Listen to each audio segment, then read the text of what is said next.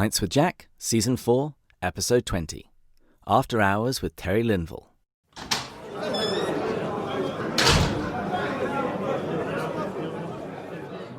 Welcome, everyone. Pints with Jack is your weekly C.S. Lewis podcast where Matt, Andrew and I break down and discuss the works of C.S. Lewis. This season, we're eavesdropping on the correspondence of a senior demon, Screwtape, as he explains how to tempt the patient, a human assigned to be tempted by Screwtape's nephew, Wormwood. Each week, we'll be considering a different letter, untwisting Screwtape's hellish logic, and forming a battle plan for our own spiritual lives. However, today is a Thursday, and is therefore an After Hours episode. This episode follows nicely on from Tuesday's episode with the guys from the Catholic Man Show, where we discussed letter 11 of the Screwtape letters, which relates entirely to the subject of laughter. And today, I'm interviewing the author of Surprised by Laughter, Terry Lindvall. Terry Lindvall is the elder twin born in Basel, Switzerland, and wandered about the world with his family as his father was an army chaplain.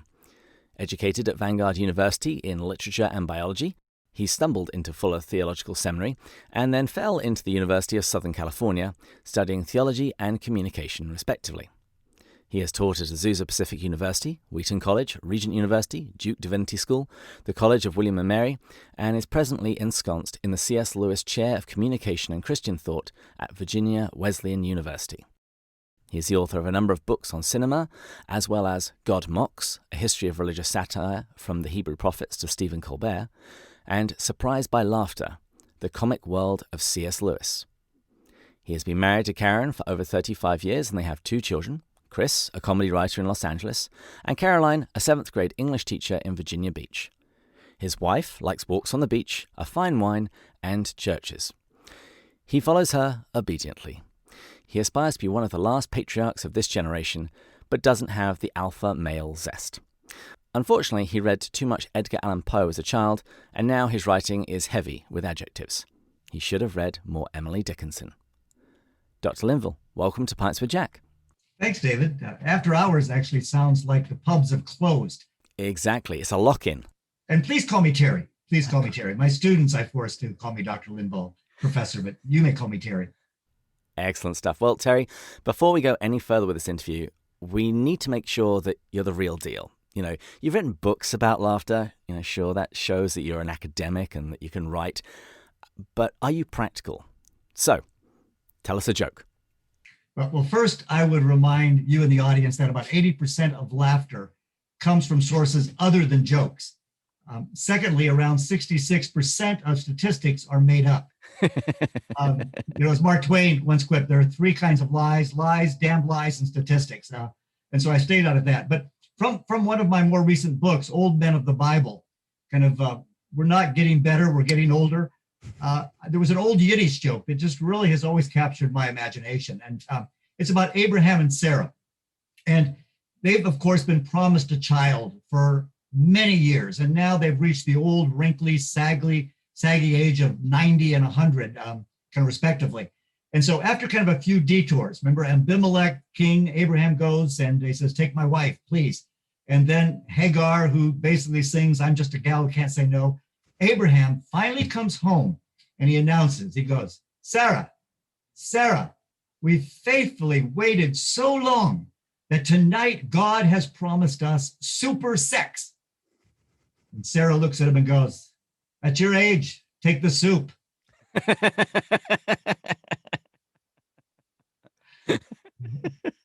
Oh, that's wonderful. You proved your qualifications. Well, let's get on and do some housekeeping then. The quote for today's episode comes from the Screwtape letters, and it is one of the very truthful things that Screwtape says. Englishmen take their sense of humour so seriously that a deficiency in this sense is almost the only deficiency at which they feel shame. Very true.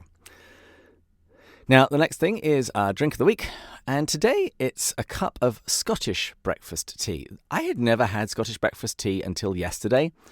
It's a little stronger than English, it's a little bit more floral than Irish, but it's a Monday, so I figured I needed something to get me into gear today. Well, I've had a little bit of lemon squash, and lemon squash is what Lewis says as a child he really loved. And so the fact that we lose our taste sometimes for lemon squash or childish things is something we must be aware of. And in fact, it kind of connects with a book my daughter and I wrote when she was about 12. And we kind of corresponded. I said, what are you afraid of losing? And she says, I'm afraid of losing my laugh. And so we wrote a little book called The Girl Who Couldn't Laugh. And it's just this really kind of father-daughter thing. But it reminds me of lemon squash. So toast. Cheers. Cheers. So, Terry, can you just situate us? Can you just tell us a little bit more about yourself and how you came to be interested in Lewis and laughter? Well, I was part of a peripatetic family that wandered around the world and ended up at Vanguard University, where I first began to read C.S. Lewis, Mere Christianity, but it didn't hold. It didn't strike me as anything. Then a friend of mine persuaded me not to go to graduate study in biochemistry, but to go to Fuller Theological Seminary. So I went up to Pasadena, California, and I enrolled in there in 1970. And I began to read a lot more Lewis, particularly Screwtape letters, and it began to kind of touch those kind of comic elements in me. But finally, I entered the PhD program at the University of Southern California, and I took a class with Dr. Walt Fisher, and it was on historical critical research methods, which will put anybody to sleep. But everyone had to choose a topic. And I had no idea. I was just enjoying myself as kind of a USC Trojan following our football team, which had a team back then. And then I chose almost haphazardly or more even serendipitously to look at a theory of communication in the writings of C.S. Lewis. And so I read and reread all of his corpus that was available at the time for the next 5 years and wrote my 600-page tome that my next door neighbor, Louise, an elderly woman, would type for me.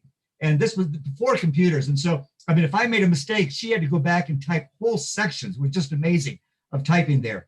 But I finished my dissertation on Lewis and communication. And then I went and taught at Azusa Pacific and then Regent. And I took a sabbatical to Oxford in the fall of about 1984. And I stayed at the Kilns with Michael Pare. Michael Pare became the university chaplain of the University of Oxford.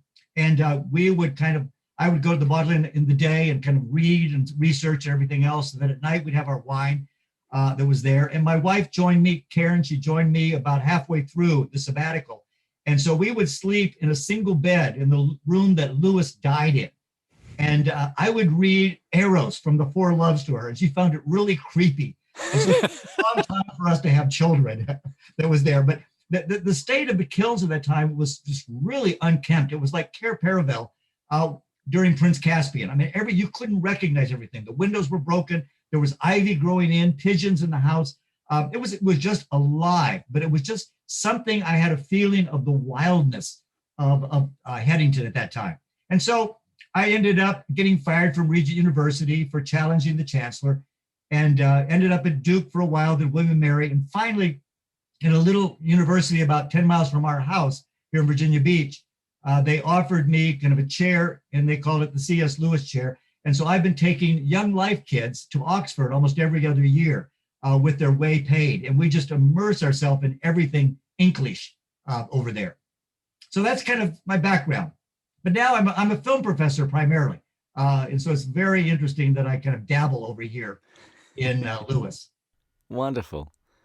Well, you mentioned the Screwtape letters earlier, and as I said at the beginning, on Tuesday we went through letter 11, which is where Screwtape really unpacks his grand unifying theory of laughter, identifying the kinds of laughter as joy, fun, the joke proper, and flippancy.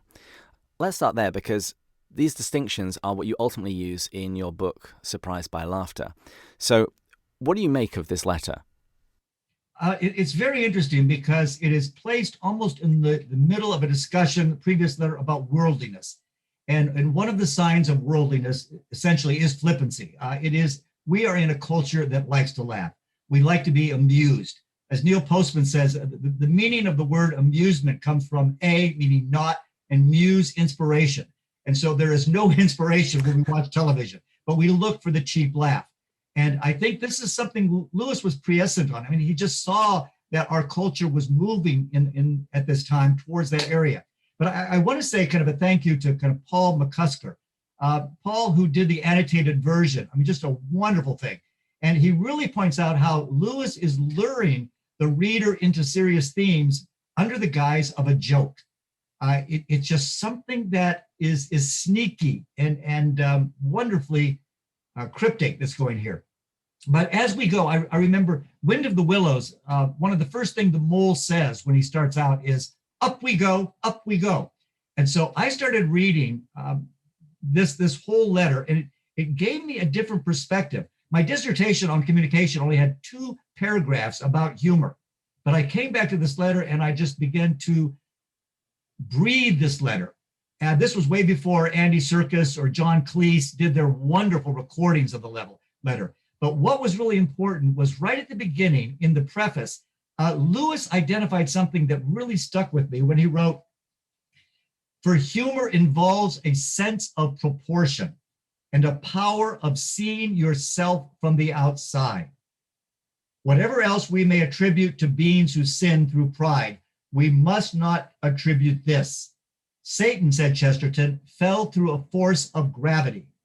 We must picture hell as a state where everyone is perpetually concerned about his own dignity and advancement, where everyone has a grievance, and where everyone lives the deadly serious passions of envy, self-importance, and resentment. In short, a faculty meeting." So we find that all of this seriousness, and I always had kind of a comic vein that could see kind of the humor in anything that was going on. And this got me into trouble with my mouth later on. But when I began to look at this, I thought, what is there about laughter that really is something that defines our culture and defines every culture? What a man or a woman laughs at really shows something about who they are inside. And so I looked at what I laughed and didn't like what I saw all the time, because I will laugh at almost anything and things I probably shouldn't laugh at. But this whole letter got me into that. And so, as you mentioned, I mean, these 4 categories, we can get to each one in a while, but each one had something to say to me. And I wanted to kind of share what Lewis said throughout all of his works in that book.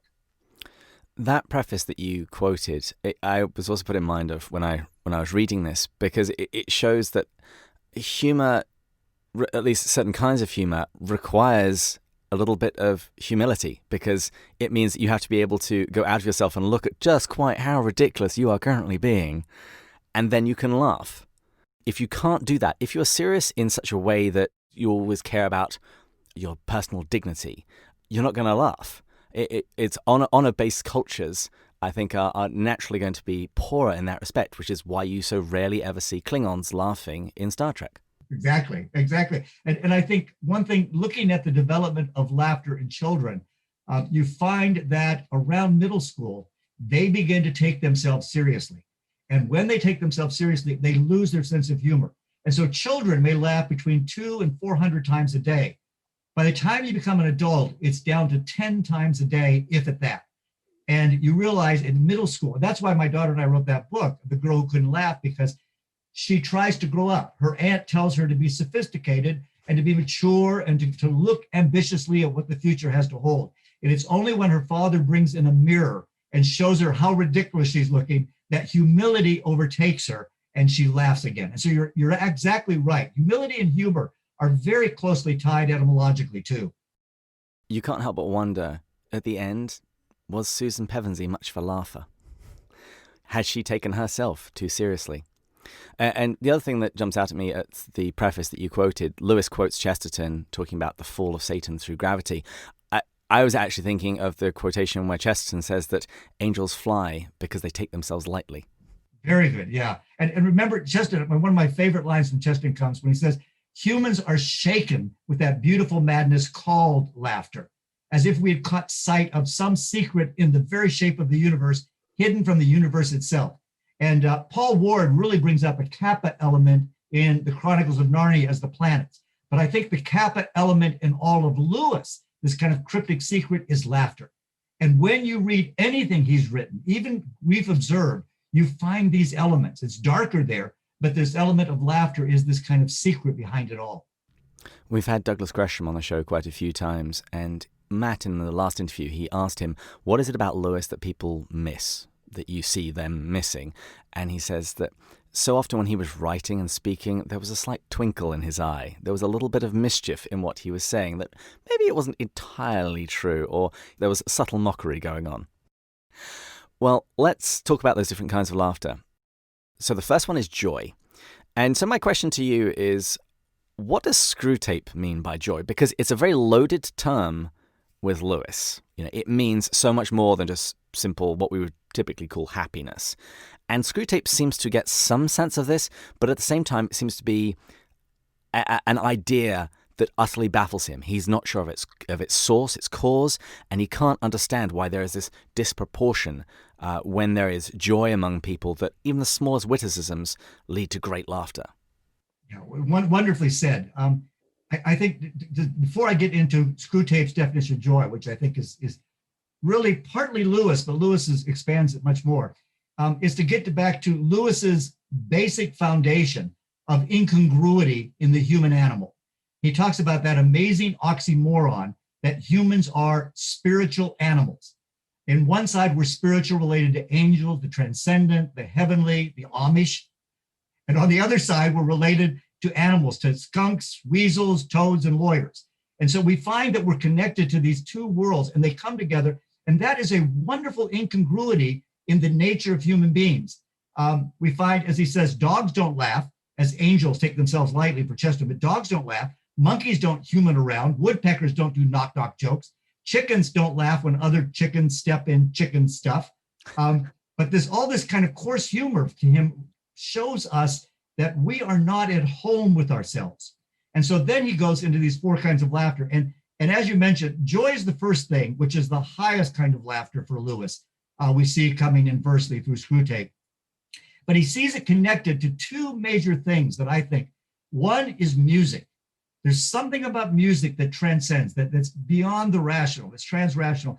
And music has a way of just affecting us. He talked quite a bit about Wagner's kind of Tristan Isolde theme, from his death theme that is there. And I forced my students to listen to it because it has this wonderful crescendo, but it never satisfies.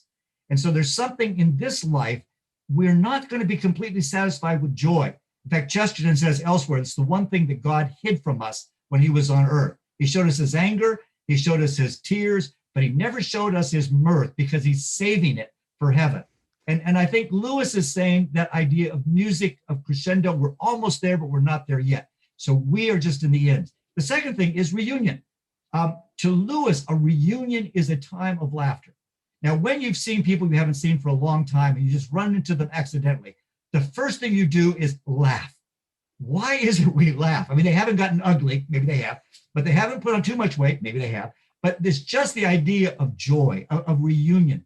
And so even we find in the last battle at the end, the kids are seeing each other, children are seeing each other, and they just laugh uproariously. They bring out old jokes, but it's the joy, it's the laughter of joy that is there.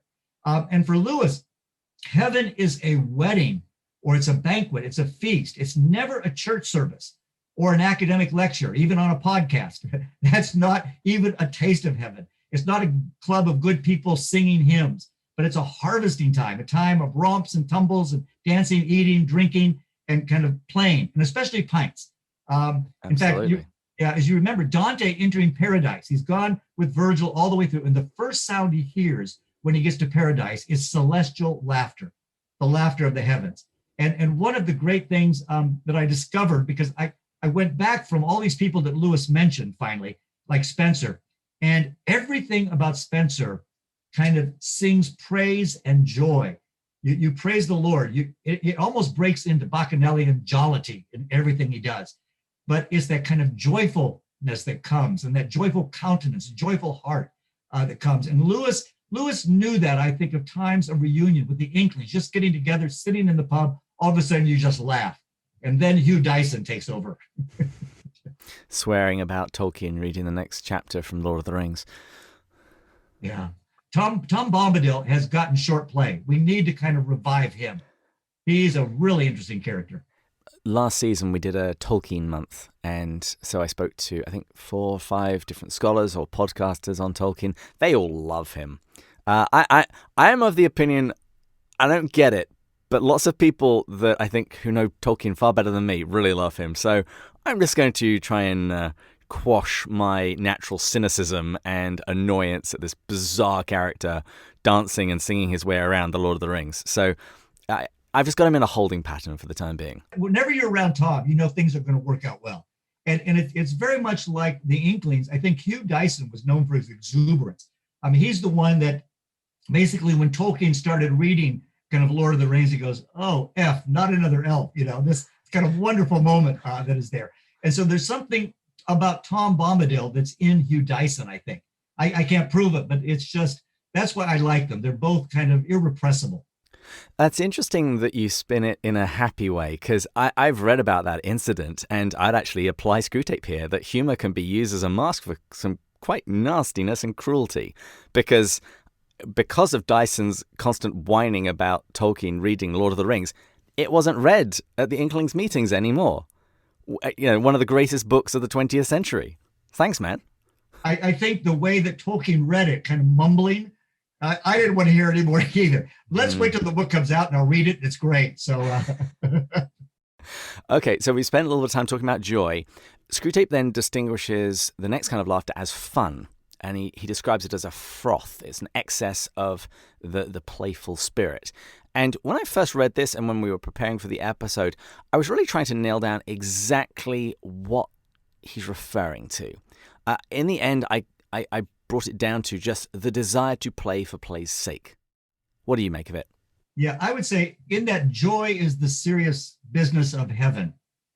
Fun and play is the laughter of the earth. It brings us down close to who we are as animals. You remember in the Westminster Catechism, the chief end of man is to glorify God and to enjoy him forever. And Eric Liddell in Chariots of Fire, he has that famous line that I feel God's pleasure when I run. And so when do we feel God's pleasure? When we're playing. What are we playing? When there's certain kinds of work that we really enjoy. Or I look at my Anglican prayer book, and after the confession, we pray for our sins, miserable sinners that we are every week, and I need it every week, need it every day. But after we pray forgiveness, we say that we may delight in his will. And we have forgotten this idea of delight and joy and pleasure that is there. God is the great hedonist, as we find in Screwtape. I mean, he's someone who wants us. But I think what it gets to is what Lewis would call, and Charles Lamb and others, the quiddity of life. This kind of commonplace, ordinary things that we overlook that are so fun. Basically, he says, whatever God sends us, whether it's dismal weather, we need to learn how to enjoy it. Treat it like a romp, like a joke. As children and dogs do. I mean, they're oblivious of all those things. They're not concerned about their clothes getting wet or something else. And so we need to see how startling and hilarious weather can actually be. The rain, as Chester said, is God throwing buckets of water on our head when we need it. Okay, he's baptizing us. And I think of that one moment in Prince Caspian where Aslan takes Trumpkin and he just throws him in the air like a cat. It's just wonderful. I mean, and that's kind of the pleasure of the earth that we see, the fun that is there. And Chesterton says, what we need to do is look around and be startled by our world. It's become too commonplace. For example, he says, during Thanksgiving time, he says, look at turkeys. Turkeys are almost an occult creature. I mean, they're very strange and weird. And if you go and look at a live turkey for an hour or more, you'll discover that the mystery has increased rather than diminished. There's something that is otherworldly about it, almost demonic about a turkey. So that's why we eat it and carve it up. But Chesterton looks at elephants. He says, one elephant having a trunk looks odd, but all elephants having trunks looks like a plot. And so he has this kind of way. And we see duffel pods. They're almost like a Monty Python sketch coming out, kind of vaudeville. And so it's just this kind of playfulness in all bits of life. And children, more than anyone else, know how to play. And when we get down on all fours and the grandchild gets on our back, that's when all of a sudden we discover that we are young again. And that's actually something that Roald Dahl used to do before he would write his children's books. He said he would crawl about on his hands and knees and put himself into the shoes, so to speak, or at least to see from the perspective of a child. Well, that's great. I didn't know that. It's great. I grew up reading Charlie and the Chocolate Factory, The Twits. The Twits was my favorite because it's just about this really nasty couple. I think it was a foreshadowing of my sense of humor that it was going to be slightly dark. I think it's all British sense of humor. That's what you pride yourself on. No. Well, it's true. If you're not miserable, how could you possibly be laughing? Okay, so we've spoken about joy, we've spoken about fun. Screwtape then talks about the joke proper. What did you make of that? The joke proper, he takes more time kind of dividing it up into categories, very Aristotelian here. It's almost like he has thick and clear soups and thick and clear kinds of jokes. The thick jokes are animal jokes. They're jokes about sex, about the body, and all of those things. The clear jokes are wit. And he has a whole chapter in studies of word on even the word wit and what it means. But both kinds are basically good kinds of laughter, but they can be twisted, bent, spoiled, corrupted, all those kinds of things that he talks about there. But they're created good. And you remember in The Magician's Nephew, where jokes and justice are kind of created together. It's wonderful. Where the jackdaw is there and he kind of says, no fear, a little late. And Lewis puts in there that one line that's very self-revealing. And he says, it's almost as if you had said something loudly at a social gathering and nobody responded. And you can see Lewis doing this, Jack himself, the jackdaw, kind of making a fool of himself. But the joke is there. And he throws these jokes in, of course, that Tolkien couldn't stand in Narnia, when he puts like nymphs and their ways in Mr. Tumnus's bookshelf. And he's kind of winking at the adult reader. He says, I've got something for you too. Just enjoy that. But remember, he's the same bachelor who wandered through the country to places like Shapely Bottom. And he would go to these kind of naughty places. He was never a really good jokester. I think that's one thing he confessed. His best joke, I think, was when he talked about a real life story of the Bishop of Exeter. And the Bishop of Exeter was giving prizes at kind of an all-girls school. And it was a play of Midsummer Night's Dream. Okay, so he's giving prizes to all the girls who played Pluck and Tiana and everybody else. And then he finally announced that he was really delighted because it was the first time he'd ever seen a female bottom. It's great. But for Lewis, I think in reading the English literature in the 16th century, it really pointed me back to many other different kinds of vulgar and almost obscene. It makes a distinction. Humor that is very earthy. For example, Rabelais, he talks about Rabelais in a lot of his writings, and Rabelais would mock scholastic teaching. And when you look at his kind of Gargantua and Pantagruel, his giant books there, he raises questions that really disgust my students, but I love to kind of bring him up because he wonders what is the best way to wipe your bottom. And so he kind of poses this. This is a time before toilet paper is taken off the shelves during COVID. But he says napkins, tablecloth, pillows, a lady's neckerchief, a bonnet with feathers, or a cat. He says, but the cat will scratch your bottom, so don't use a cat. He says, the best is a well-down goose. And so you have this kind of idea of wiping your bottom with this goose, this long-necked goose that is there. But it always reminded me, too, of The Music Man. I don't know if you remember that with Everything in Kansas City, where the chickie ladies come out and they're offended by Marion the librarian, who says that they need to read these dirty books by Chaucer, Rabelais, and Balzac. And so it's just really fun. But as Lewis says, Rabelais still sat in his pew at church. He was an earthy man. He was a vulgar man, but he was fun. And then he talks about people like kind of a shock jock of his era, William Dunbar. William Dunbar was this Scottish kind of debater. He wrote The Dance of the Seven Deadly Sins, which is really sinister and dark humor. I mean, you would love it. It's very funny of all these sins going wild. But he developed what was known as the art of flighting. Flighting is the art of savage insult. It's kind of a rapping like the dozens, like your mama, okay? The poetic alliteration. And so with this kind of jousting with a man named Kennedy, they accused each other of one of being a dwarf or being kind of sired by Beelzebub and a mare or not being able to control your bowels. In fact, the first use of the word shit comes in Dunbar. He's the very first one to use it. But it's very similar to Loki of the Norse myths, who mocks the other gods for breaking wind and worse. But what Lewis is saying is the oldest joke there is our bodies. And God uses our bodies to make buffoons of us. If we think we are something, he is going to show us that we're not. And so these kind of naughty bits there. And remember, there's a character in Romance of the Rose who really acknowledges that maybe God did create the sexual organs, but he didn't name them.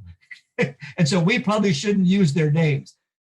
But I point to my students, and it kind of shocks them too. But I said, okay, let's look at some of the things that God created about the body, some of the juices and the smells, from earwax to sweat to mucus to urine to semen to blood to saliva to poop. All these are natural parts that schoolboys find funny. And so Lewis himself, growing up, kind of found some of these things funny, particularly when he was writing his friend Arthur Greaves, and he was ruminating on Arthur's constipation. And he said, it's probably a really good and convenient thing that you can combine meditation with an emptying of your bowels and save a lot of time. And so Lewis had this kind of schoolboy kind of bathroom humor that was part of the Middle Ages as well. He took that on as well as all the other thought. But you can see these jokes can go in two different directions. Even jokes about sex can be good jokes about sex, or they can be jokes that are licentious and lead you just as kind of foreplay to sex. But one of my favorite jokes about sex wasn't Lewis, but a little boy and a little girl are kind of comparing their bodies. And the girl pulls up her shirt and says, "I a belly button." And the boy pulls up, "I got one too." The boy says, "I got one." And the boy pulls up his shirt and he goes, "I got two little teats." And she goes, "I got two little teats." And he pulls his pants down and says, "I got one of these." And she looks and she looks and she cries and just goes in the house. 5 minutes later, she comes out and she's just beaming. And the boy goes, "Well, I got one of these and you don't." She said, "My mom said, as long as I have one of these, I can get one of those anytime." So but it's a joke about the human body. It's a joke about how we're made, how wonderfully and fearfully and embarrassingly we are made. And oftentimes we don't often talk about it unless we're with our kind of friends. Well, then let's talk about the final kind of laughter that Screwtape talks about, which is flippancy. And on Tuesday's episode, we spent some time talking about flippancy and that Screwtape loves it so much because it doesn't take serious things seriously, which is kind of a paradox from everything else that we've just said, that part of humor is taking serious things not seriously. But flippancy has a certain potency, a certain power to it that is very destructive, because it means that when we don't take serious things seriously, we're inherently irreverent, we're inherently sacrilegious, and that destroys something within us, a capacity for the sacred, a capacity for something truly good. I agree wholeheartedly. And this is where I become more of a prude. I look at something like Family Guy, the television show, which to me is all flippancy. I mean, it takes nothing seriously. South Park, on the other hand, is satire at times. It really kind of can point to things. But there's a lot of this kind of nod and wink and, how cool are we? How hip are we in this kind of inner ring that can mock other people? We can mock virtue. And Lewis is really going to the heart of that. And remember, he said, lilies that fester smell far worse than weeds. And the laughter that kind of festers like this, like flippancy, is something that deadens us, deadens our imagination, our ability to be kind of connected to other people. Most humor, I think, even put down among men, and we mock each other, is really kind of a bonding at times. Now, you find someone who's sensitive, and you've got to recognize and pull back. Women are much more sensitive to those things, and you can't use it. You've got to be really careful there. But I think this is the sin that marked Lewis more than any other sin. I mean, he saw pride, he saw lust, but it's flippancy that he really writes about. And there's this one great poem that he wrote: "From all my lame defeats, and oh, much more from all the victories that I seem to score, from cleverness shot forth on thy behalf, at which, while angels weep, the audience laugh, from all the proofs of thy divinity, thou, who would give no sign, deliver me." And recognizing basically his own lips are for the destruction of other people's souls. And when he's kind of, and we find that too, when we're in a debate and we're able to use our wit to not only kind of defeat our enemy, but to destroy him or her, all of a sudden we have maybe won the argument, but we've lost a potential friend. And this is what Lewis is getting to, that the soul of every human being is more important than the laugh that we get out of kind of using that. So I think it's really important to kind of watch our own tongue. That's why James warns us. Now, I do, Ephesians, Paul talks about foolish jesting, coarse jesting, and foolish talk. And I don't think he really means as much about kind of jokes that we've talked about sex and things like that.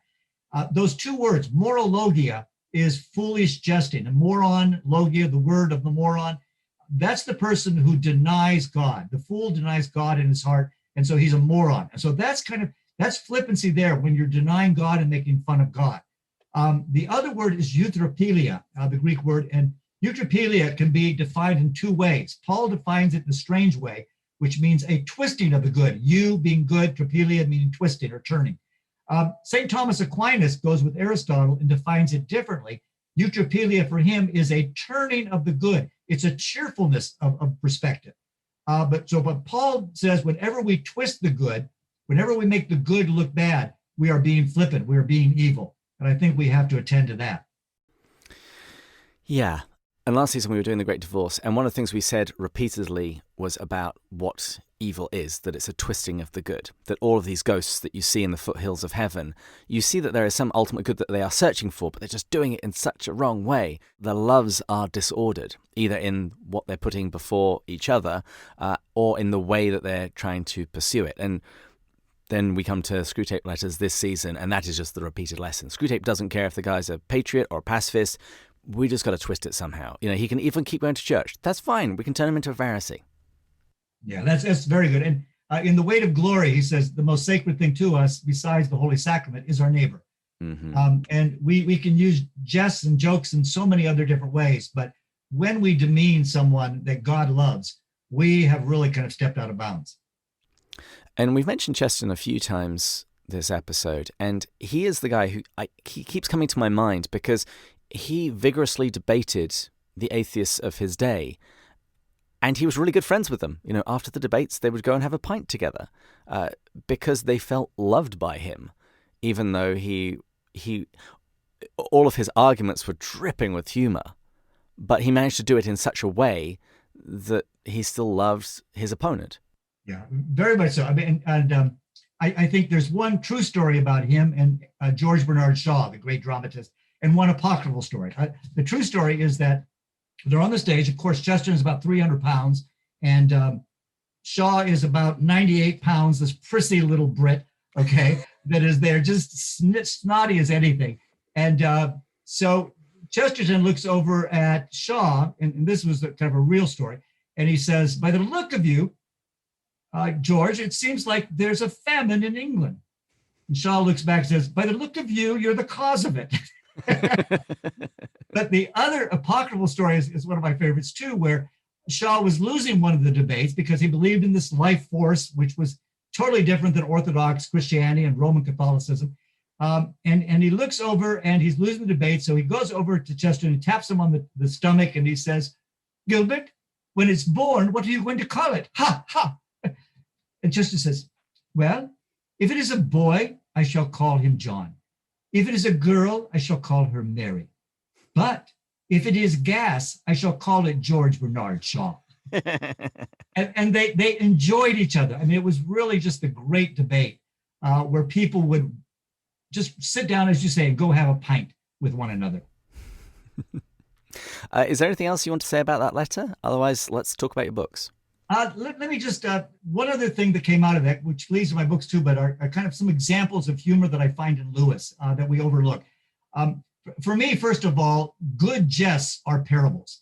A good joke can be a parable, and I'll get to that later on too. But there are three kind of moments, I think, in Chronicles of Narnia where I find I just laugh. And the first is Old Trumpkin in the silver chair, when he's introduced to Useless. And Useless, why is he useless? Okay, why'd you bring him to me? It's just great. And the second one is when Puddleglum pretends to get drunk, in the silver chair. Spectaviggle, Mr. Marshwiggle. I know, that's great. And one giant looks at his kind of intoxication, roars with laughter. My Froggy, you're a man. Now see him put him away. And he goes, nothing wrong with me. I'm not a frog, nothing frog. I'm Respectaviggle, And so he believes, he convinced them all that he was a very funny fellow. But he says that he has to confess, well, it was kind of an act. Most of it was, but maybe I was a little drunk. And that's Lewis coming back in and doing that. And so it reminds me too of the kind of laughter in That Hideous Strength, where you have the company at St. Anne's The gods come down and they just laugh. I mean, it's just wonderful. Venus comes and it's just they're laughing. But then at the banquet at Belbury, I laugh out loud every time it comes down and you have the Tower of Babel where their speech is confused. And Withers going, Bundleman, Bundleman, and Blacho, Blucho. I mean, all of these kinds of things. There's just something hilarious in Lewis's writing that he catches. So let's talk about your book, Surprised by Laughter, because that's what I'm currently working through.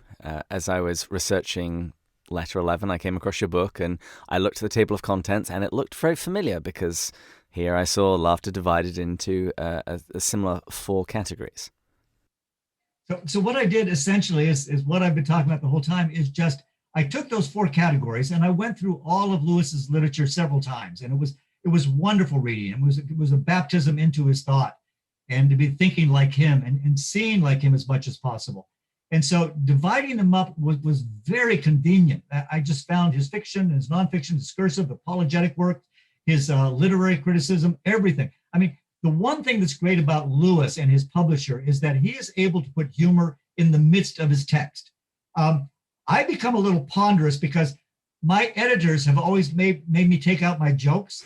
But I can't leave them in the text. For example, the God Mocks book, I had to put them in endnotes. The endnotes are much funnier than the whole text. So the text had to be serious to make an argument and be academic. But if you go to the back, that's where it's kind of really, I'm naughty. I kind of play with a lot of things there. But I think of just going through and saying, did Lewis practice what he preached? When he identifies these 4 kinds of humor, these 4 kinds of laughter, did he actually use them? And I see that he did. And that to me was just amazing and a revelation and a delight. Wonderful. And then let's talk about your other book, which is God Mocks, The History of Religious Satire. And in it, you go from the Hebrew prophets to Stephen Colbert. This has been one of the enjoyable things I've done. When I got fired from Regent University for speaking out, I finally ended up Virginia Wesleyan, where I had to teach some religious studies classes. So I was called to teach church history. Teaching church history, all of a sudden, I found out how much the church fathers and different saints throughout history address laughter, use laughter, mock their enemies, and how even the enemies of the church mock the church for good reasons. I mean, different times. And then reading Lewis again, I realized how many different people he mentioned that I knew very little about. And so it would send me back to people that Spencer, for example, I hadn't really read Spencer, and I started reading Edmund Spencer in a kind of a group. We'd have a Zoom group, would meet and read. And so all of these people kind of contributed to my understanding of this whole history of laughter. People say the church has really tried to quash laughter. At certain times it has. During ascetic movements or Gnostic movements, you see laughter being pushed down. Other times you see it exploding. From Erasmus or Kierkegaard or Chesterton or Ronald Knox. I mean, there's so many great humorists in the church that we forget. Pascal, the great mathematician, is a very funny man. And so all of these people I kind of put in, and I brought it up to the present. And after, in the modern era, I was trying to think, who is a Christian who is really funny? And this was while Stephen Colbert was still on Comedy Central. And I realized he played this kind of faux conservative. But when a non-Christian would come on, an atheist like Philip Zimbardo from Stanford University, he would raise him. I mean, he would just mock him. Westmoreland, a congressman from the South, came on. He wanted to get the 10 Commandments in every court building. And Stephen Colbert said, well, what are the 10 Commandments? Westmoreland didn't know a single one. Mm-hmm. Okay. And Zimbardo basically said, you must have gone to Sunday school as a kid. You know all this theology. And Colbert says, I effing teach Sunday school. So there's some fun things that Colbert, and I found so many parallels between Lewis and Colbert. They both lost a parent when they were young. They both became atheists. They both had a radical conversion. They're both outsiders. They're both bullies. They both use their humor to do other things, but they also use their humor to kind of preach orthodoxy, Roman Catholic and kind of Episcopal Anglican orthodoxy. And so the similarities are remarkable in their writing, in their presentation, in their public persona. So it was really kind of a delight to just follow them through. I have always been a big fan of Stephen Colbert. I'm a little less excited by his recent work. For me, the pinnacle for him was when he started the Colbert Report. That was amazing. When he would go and interview guests and he would like cheer and whoop and have the audience cheer him as he's going over. And those moments when he's interviewing, I can't remember the author's name, but he wrote a book called Why Priests? And he says, God? or when he's having a Tolkien smackdown with Franco. James Franco. Put him down. Oh, you come into my house. and in fact, now whenever I meet someone where we've had a little bit of a tiff before, and I felt like I really came out the better for it, I use Stephen's expression of, so last time I smoked you like a ham. Exactly. That's what it was. And I love, it's almost subtle, but when you see those kinds of those words come on at the beginning of his program, which says all American, all beef, chiseled, at the end, there's a word that comes on that people don't notice, and it's sanctified. To me, it's just, he is putting it out there, but nobody kind of says, oh, sanctified. Nobody knows what it means, but he's saying, this is part of me. And I agree with you. His politics have taken over, and there's a meanness to him now. And I still kind of enjoy him very much, but there's a political meanness to everything he does, instead of just saying, okay, how does my faith really inform what I'm doing, asking questions? But he and Lewis both have these photographic memories, and they're able to kind of read things and then respond. And they both do read and prepare for what they think about. Not being a native of the United States, I actually came here and I started watching Stephen Colbert, and when you just drop straight into it, you're not quite sure what to make of it. But I remember the episode where he's talking about probably the role of faith in public life or something. He says, it's like, I don't really believe anything. I believe in God, the Father, the Almighty, the creator of heaven and earth. And he then starts zooming all the way through the Nicene Creed. And I'm just thinking, oh, okay, so he's Catholic. Okay. it takes reciting that every Sunday to sort of hit that kind of a speed. Nobody else learns that just for a show. Yeah, that's great. Exactly. I remember when I used to go to an Anglican church back in England, we never said the creed, except the one time the bishop came to visit. The entire congregation was utterly confused as to what was going on. That's so funny. That's funny. Now, I'll share some of the videos that you've put together for basically both of your books. And I want to ask you, one of the things that you mentioned about the Great Divorce, you spoke about Sarah Smith, and you referred to her as being Jewish. And I stopped the video as I was watching it. It's like, I mentally ran back through the text in my head. It's like, no, she isn't. Where does it say that? This is great. Okay. Basically, Sarah to me is the mother of all laughter. Sarah is the mother of Isaac. In Hebrew, Isaac means laughter. Okay. So Sarah is there. And she's there, and she's from a place, and this is what gives it away, from a place called Golders Green. Golders Green, in fact, right after that, she's celebrated in kind of a Psalm 91. Psalm 91 is part of her kind of celebration. But London, as you know, is a city full of villages. Southall was basically Asian during this time. Notting Hill was mainly Black. Camden was Irish. And Golders Green was also known as Goldberg's Green. It was Jewish. And so Lewis is putting here in kind of in the antechamber of heaven, this wonderful Jewish, potentially a convert probably, who is coming into the kingdom of God. And she is just celebrated because of her goodness, her cheerfulness, her laughter, her love for animals and for people.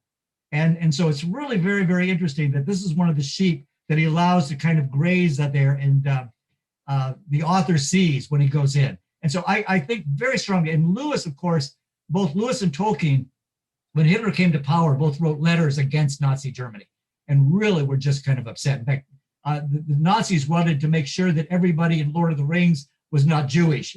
And Tolkien said, wait a minute. He said, I wish I were of that race, of that tradition, and I find it one of the most noble, intelligent traditions. And if you try to do anything, you cannot have rights to this.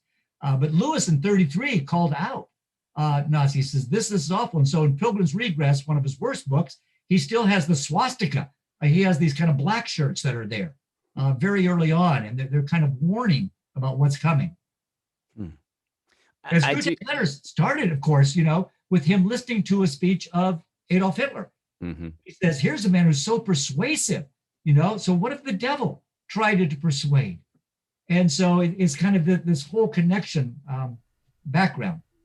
I do like the idea of thinking of Sarah Smith as Jewish, because when we first see her in the book, I remember reading it and I was shocked, because it's like, wait a minute, is that? And then I read Lewis's own words in the book, is that? We're naturally thinking, well, this is the Virgin Mary. So it turns out, no, but it is another Jewish mother. Yeah, the Jewish mother, I know, it's great. And is she going to make you a lawyer or a doctor? Yes. Terry, thanks for coming on the show to talk about your work. As we wrap up, can you tell people where they can find out more about you and pick up your books?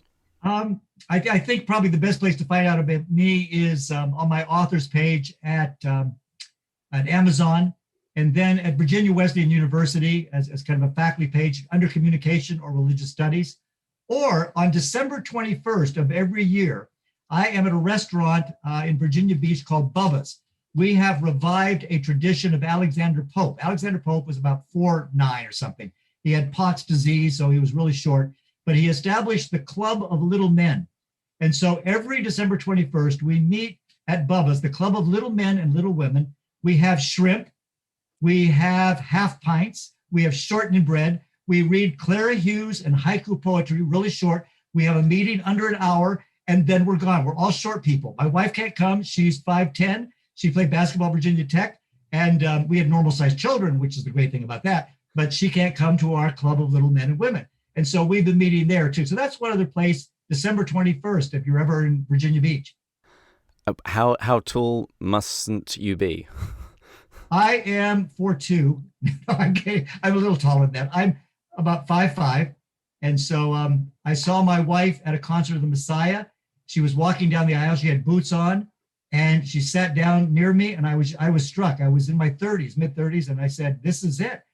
This is the one I've been waiting for. And then we, all the way through the concert, the Messiah, I'm thinking, for unto us a child is born. So I could see that. And then during the Hallelujah chorus, of course, we all stand up, and she kept going up and up. And my heart just leaped. It was just, this is really what I wanted to pursue. And it took a while, but I persuaded her it would work. And so my son now, who's a comedy writer in LA, is about over 6 feet. And my daughter, who is a 7th grade English literature teacher, is about 5'10", like her mom. And so I'm the shortest one in the family, but it's wonderful. And how tall are you allowed to be to attend these meetings? Do you measure people as they're coming in? It's like, sorry, you grew an inch. We've cast people out. Well, fortunately, my friends are all getting older, and we're all getting shorter. So it's about 5'7" is we cut off. Is the cutoff? Okay, I'm a little bit too tall for that. Dang. Sorry, yeah. Because I was going to bring a copy of some writings by Louisa May Alcott, Little Women. Yeah. Or Emily Dickinson again. Oh my goodness! But I like that. Maybe I should start my own group for sort of moderately sized people. It's good for everyone to have a home. See, I was the smallest kid in my school. Needless to say, I developed an inferiority complex. I like to think that Napoleon had a David Bates complex. It does things to you being the shortest one, but it was the only thing that got me to eat vegetables, because I was just told that if I kept eating my vegetables, I would grow. That's great. I've always argued that I think Jesus was 5'5" too. We all make God in our own image, but people kind of have this Hollywood idea of him as this kind of tall, kind of blue-eyed, blonde hair savior. But no, he's short and stocky. There's a BBC production called Son of Man, where he looks like a longshoreman or a butcher. He's pushing people around. He's telling the Pharisees, shut up, and it's so good. It's so real. I often point out that the only description that we actually really have of Jesus is in the prophets, and there it doesn't describe him very favorably. Isaiah says, there was nothing about him that would draw our attention. So maybe he was a little bit shorter. I like that. I like that too. Good. As always, we want to thank our top-tier supporters, Jeff, Chris, John, Kate, and Rowdy. Please follow us on social media, and if you join us on Patreon at the silver level, you can also join our Slack channel for conversations about theology, beer, flowers, and more recently, classic fountain pens. And do remember to wear your Pints with Jack t-shirts, available from the website, at your Christmas dinners as conversation starters, and only drink your Christmas whiskies from laser-etched Pints with Jack glasses. And please join us next time, when we'll be going further up and further in. Cheers. Cheers. Cheers. Thank you, David.